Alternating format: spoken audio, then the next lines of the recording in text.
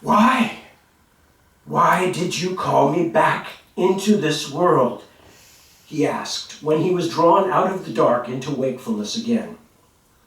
Though he had no body of flesh, he still was beset by pain he thought he had left behind with life itself, and also tormented by thoughts that would not leave him alone. Why did you pull me out of blessed unknowing? And how do you wield such might to break the bonds of death itself? Ask no questions, Hakatri of the year dancing, the voice of three told him. You have been summoned because only you can do what must be done. You alone of our kind have truly been touched by the blood of the dragon. It burned you, but it also changed you. Only you can create the bridge to that which I need. You alone of our people can compel it to serve my great need. That is our great need, the voice told him. Many have felt great need since the nightingale led us out of the garden and into the new lands. Hakatri felt a wave of displeasure from the voice at his mention of Gengiana, the nightingale, which puzzled him. But few of our folk have ever had the craft to drag the dead back from their rest. How is it that I live again, if this can be called life?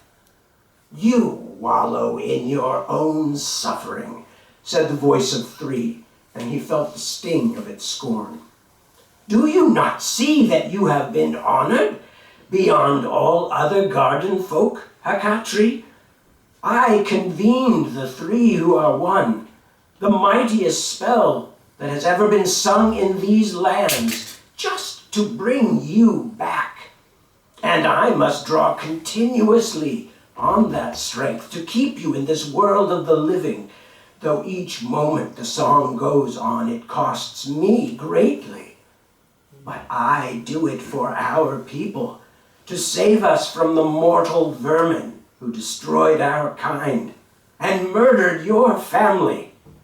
Will you not do all you can? It was meant to shame him. Even in his dreamlike confusion, he could sense that. But instead, it struck a spark of resistance. And which one are you who speaks for all the three? That is not your concern. The thought voice softened now.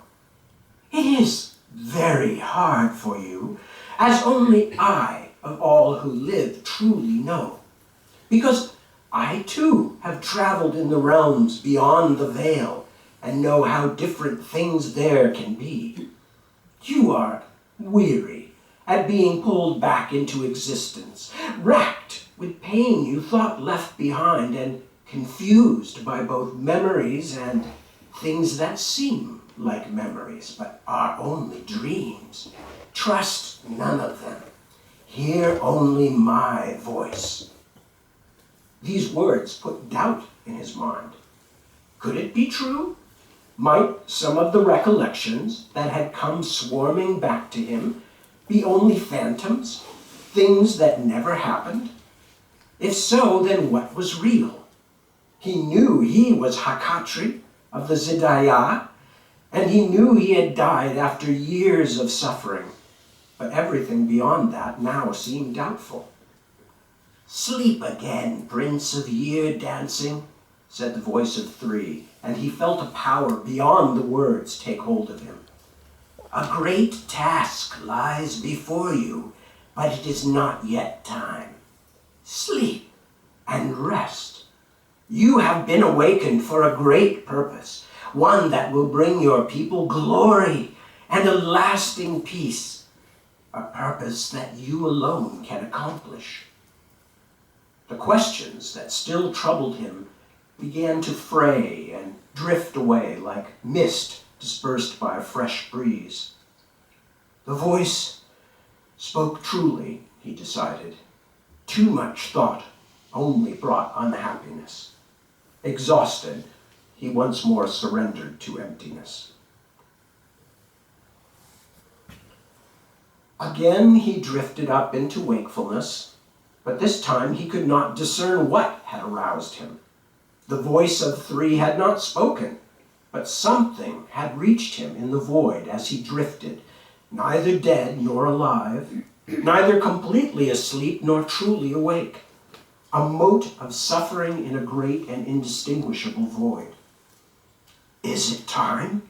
He wondered. Am I to perform the great task the voice of three spoke of, and then be released into blessed oblivion once more? Because something had summoned him. He knew that to be true, though he could not say how or why he knew it. He tried to search outside himself for what had reached him, but the senses that had fed him in life were now being starved.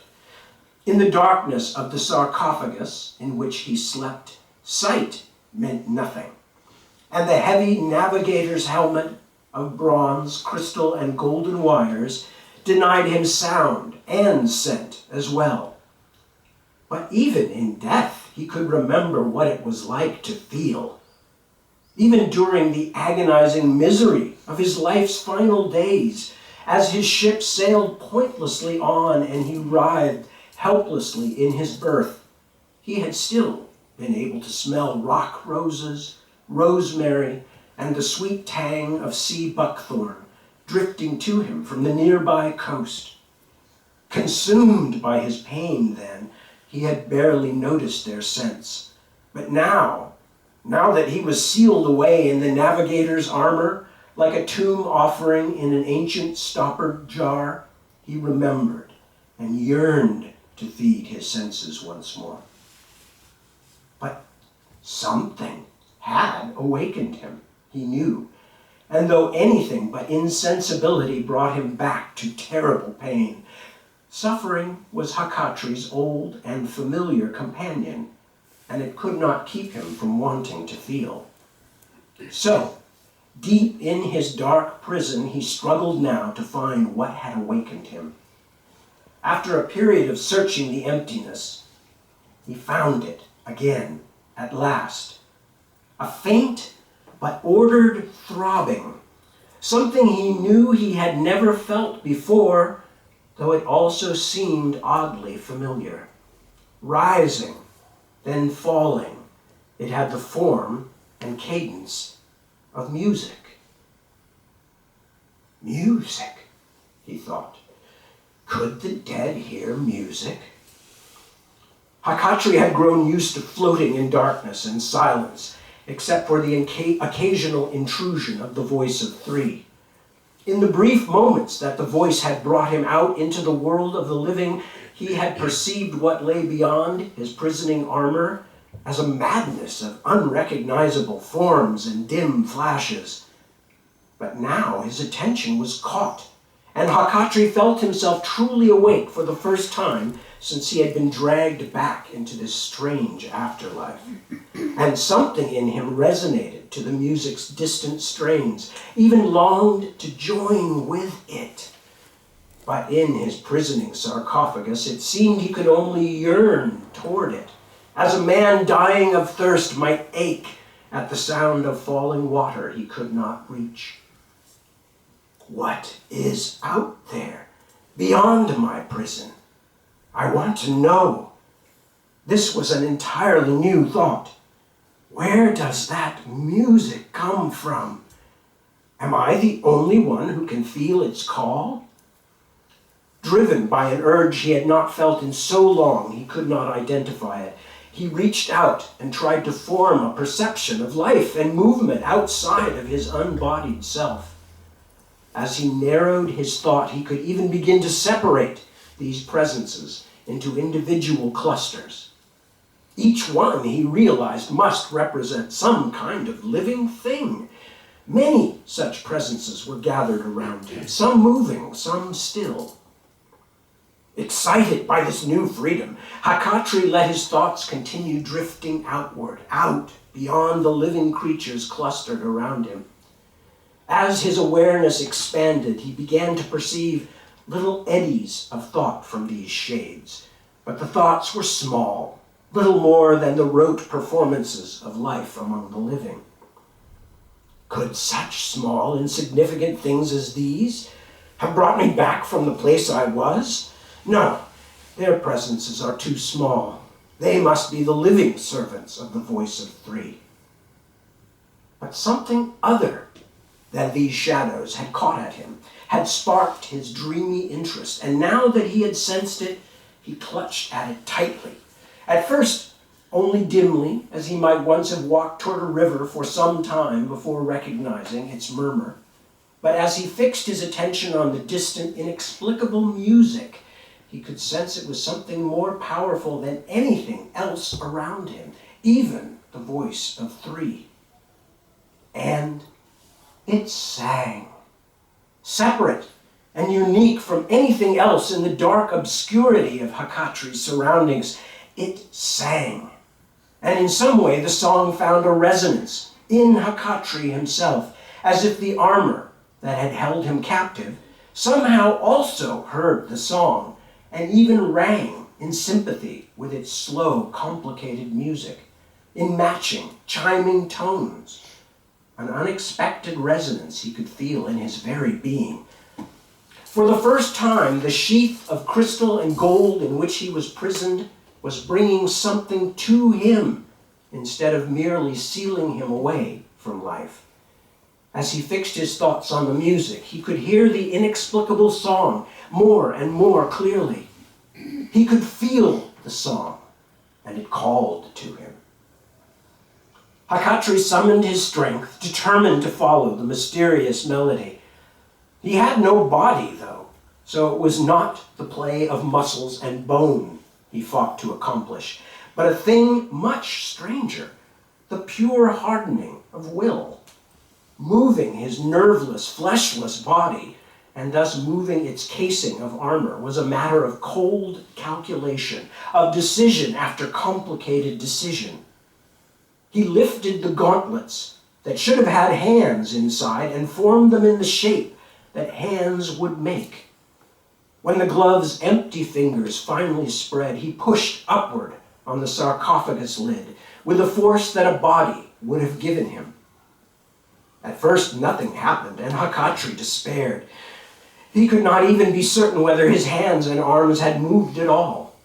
He tried again, ignoring the pain that nearly always tormented him, even though he had no body to be tormented, as if the dragon's blood had burned not just his skin and bone, but his very spirit. Then he narrowed his will until he became nothing except an upward force, and at last the lid tilted, and an angled beam of light played across the scratched crystal of his helmet's eye holes. The weak glow was only the shadowed interior of his wagon, but it felt as redemptive as sunrise. He could not have guessed how long it took him to struggle out from the massive witchwood box. His armored movements were grotesquely slow and difficult, but the lure of the mysterious song had now supplanted all else. It seemed to promise to return everything he had lost: senses, understanding, even his freedom. It called, and slowly, agonizingly, he shambled out of the wagon and into the blindingly bright starlit night to answer that call.